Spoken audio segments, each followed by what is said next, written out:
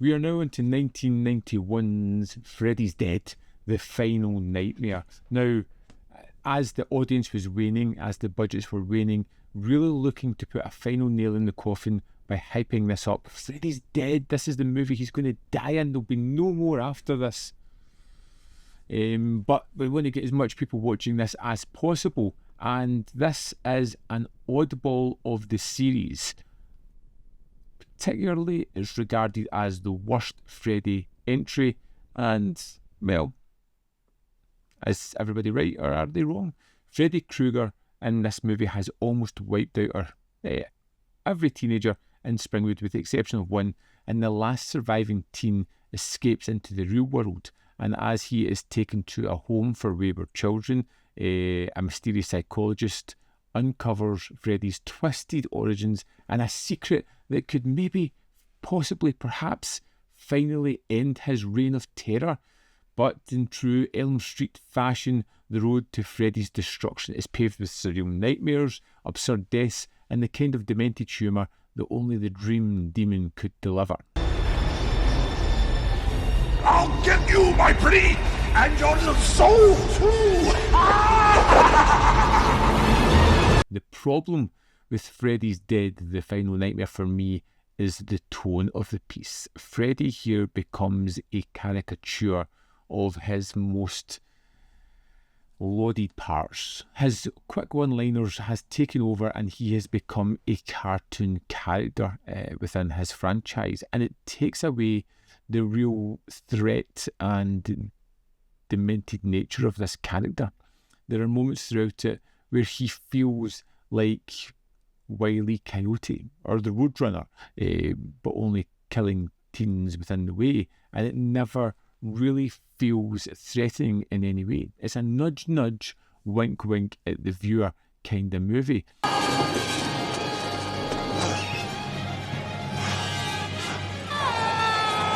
We have these strange moments in time, like the video game kill that come out of nowhere. You get Freddy just dropping a one-liner because he knows that's the kind of thing that people love. Now, Robert Englund seems to be having a great time here. He gets a lot more screen time. He seems to be having a great deal of fun.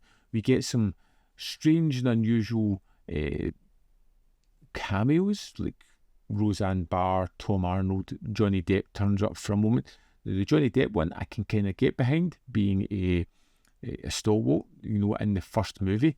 That's fine. Here, it just feels weird. And to top it all off, it's got these crazy 3D elements at the end, which are just within a gimmick for the most part.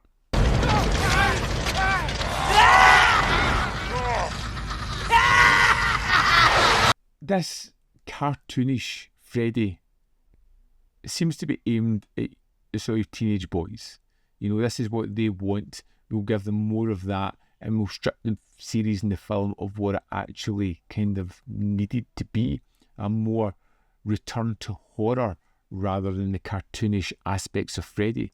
Bring back the terror and the fear and the weight of this. We should have characters that we really care about, that we're interested about. We want to see survive this terror. But we don't get that. Again, we get more one-note characters that are there for one reason: to die a particular death. In fact, at this point, I'm almost sure that they're figuring out the weird way to die and retrofitting that into a character, just because that's the easiest way to do it.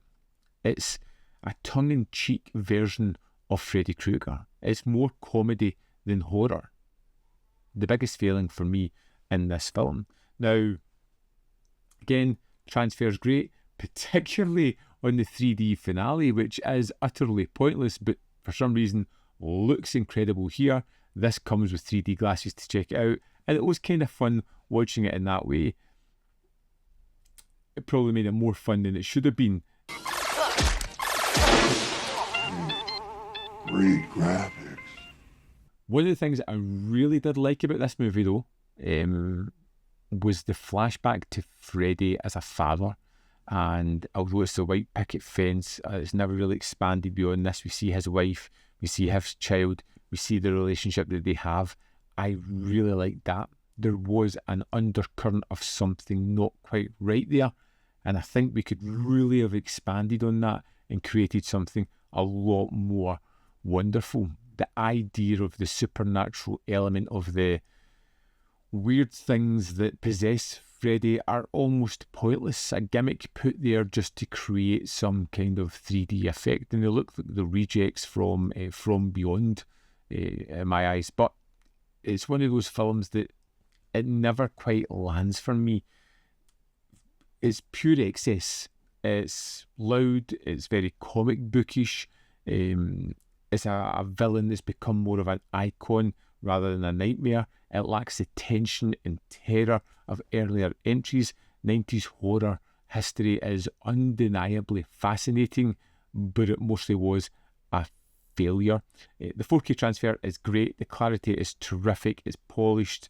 Like I said, that 3D finale just looks amazing, and the fact it's got it. And this should have been a really poor conclusion to the Elm Street franchise. But we get one more entry that somewhat rejuvenates it a little bit, and we'll be talking about that soon.